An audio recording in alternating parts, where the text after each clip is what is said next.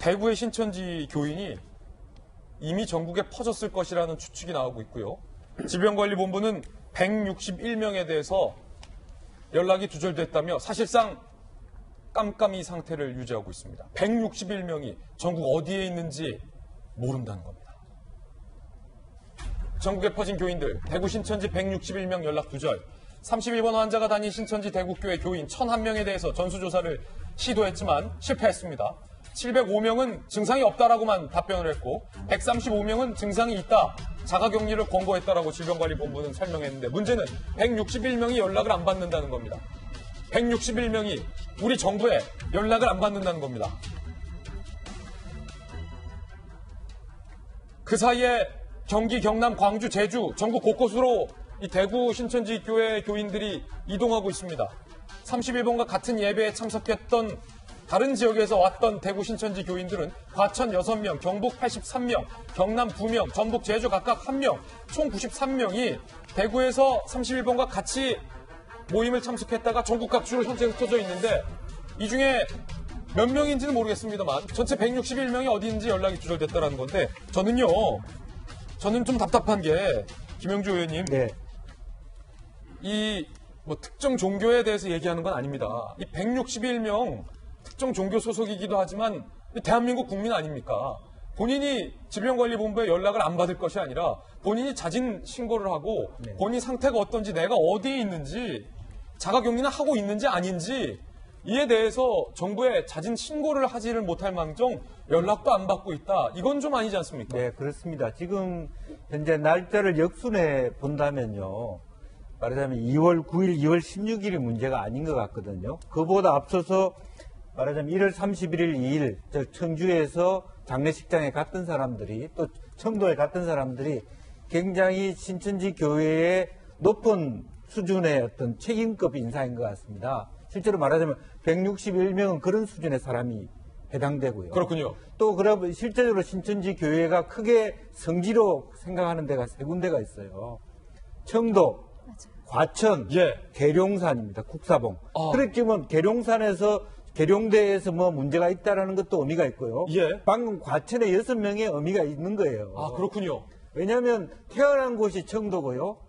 계시를 받은 것이 계룡산 국사봉이고요. 이만희 교주가 처음 종교활동을 천막을 친 데가 과천입니다. 그래서 세 곳이 성지다. 그래서 과천에 6명을 그냥 둘 게 아닙니다. 왜냐하면 청도는 경북 지역이라서 간 게 아니고 전국에 있는 핵심 신도들이 모였을 가능성이 많다. 장례식장에. 지금 김영주 의원님 말씀대로 지금 뉴스 속보 들어왔는데 경기 김포에서 확진자 1명 나왔는데 이분도 대구를 방문한 뒤에 증상한 것으로 확인됐습니다. 그렇습니다. 그렇기 때문에 예를 들면 국사봉에 가기 위해, 성지에 가기 위해서 김밥집에 들릴 수도 있고 그게 계룡대에 있는 공무원한테 전파될 수도 있는 거거든요. 그렇기 때문에 대구에서 뭐 2월 9일날 16일을 그 교회에 있었다는 것에 문제가 없는 거예요. 그 전에 이미 숙주가 진행되고 있었다는 측면이고 그 청도의 의미는 전국을 의미하는 거예요.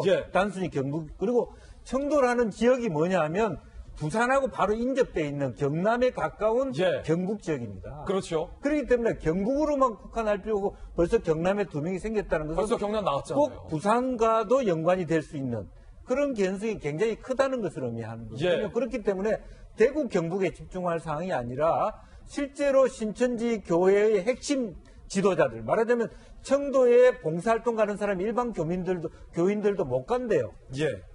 그리고 왜냐하면 이틀 동안 일요일 2번에 교회를 4번 갈 것 같으면 굉장히 높은 전도사, 권사 이상의 직급에 있는 사람일 거라는 것이죠. 그래서 161명이 굉장히 높은 등급의 교회 관계자라는 측면에서 좀 공권력을 동원할 필요가 있다. 저는 그렇게 봅니다. 지금 두 분의 공통적인 의견은 공권력을 동원하라는 건데 또 당에 계셨었잖아요.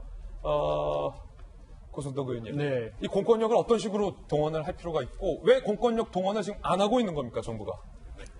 지난번에 이제 감염 경로를 이렇게 추적하는 가운데 그 어느 확진자 경우에는 감염 경로를 밝히지 않았어요. 그러니까 정부가 휴대폰 그 위치 추적을 해가지고 결국은 어느 호텔에 갔다 해가지고 뭐 그게 혹시 뭐 바람 핀 게 아니야 약간 뭐 그런 의혹도 생기고 그랬었는데 이번 경우에도 161명이 연락 두절됐다고 포기하지 마시고 이분들이 뭐 휴대폰이라든가 뭐 집 전화라든가 그 위치가 있기 때문에 그런 정도는 지금 추적할 수 있는 그런 시스템이 돼야 될 것 같습니다. 예. 지난번에 확진자 경우에도 뭐 영장 청구해가지고 했다 이런 이야기 없었거든요. 예. 정부는 어제도 말씀드렸지만 그 지자체장이라든가 이렇게 강제 조사를 할 수 있는 권한이 있기 때문에 권한이 있다, 법적으로. 네, 휴대폰 추적 같은 것도 저는 가능하다고 봅니다. 그래서 일단 위치라도 좀 이렇게 좀 찾아줬으면 좋겠어요. 예. 지금 김포에서도 확진자가 나왔다라는 뉴스 속보까지 전해드렸고, 현재 지금 상황에서 발생한 속보는 여기까지입니다. 아마 잠시 후에 저희 도시구청 생방송 도중에 코로나19와 관련된 뉴스 속보, 신천지와 관련된 뉴스 속보가 들어올 것 같습니다. 그래서 저희가 준비한 소식들 전해드리고 잠시 후에 다시 한 번 더 코로나19와 신천지와 관련된 내용들 저희가 지금 취재 중에 있고 준비했거든요. 잠시 후에 다시 한번 김종인 교수님 또 모시고 잠시 후에 이야기 나눠보도록 하겠습니다.